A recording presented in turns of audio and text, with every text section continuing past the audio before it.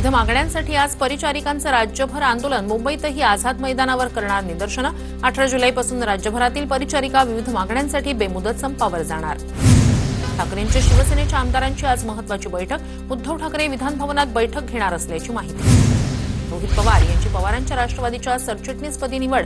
प्रदेशाध्यक्ष शशिकांत शिंदेंकडून रोहित पवारांची पक्षाच्या सरचिटणीसपदी वर्णी. फ्रंटल आणि सेलचे प्रभारी म्हणूनही नियुक्ती करण्यात आली.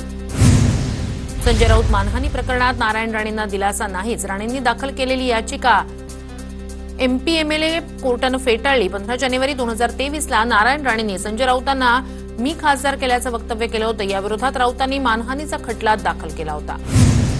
पंतप्रधान धनधान्य कृषी योजनेसाठी 24,000 कोटींची तरतूद. योजनेद्वारे 100 कृषी जिल्हे विकसित करण्याचं लक्ष्य. कृषी जिल्ह्यांच्या सर्वांगीण विकासासाठी मंत्रिमंडळाची मंजुरी.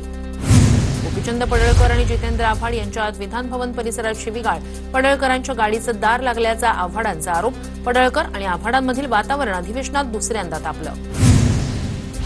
महाजनांच्या उघड नाराजीनंतर मनसे नेते बाळा नांदगावकर आणि अमित ठाकरेंचा प्रकाश महाजनांना फोन. अमित ठाकरेंकडून प्रकाश महाजन यांची भेट घेण्याचं आश्वासन. मविया सरकार कोसळल्यानंतर औरंगाबादच्या नामांतराचा निर्णय हे उशिरा सुचलेलं शहाणपण. राज्यपालांनी बहुमताची विचारणा केल्यानंतरची बैठकही बेकायदेशीर. देवेंद्र फडणवीस यांची टीका.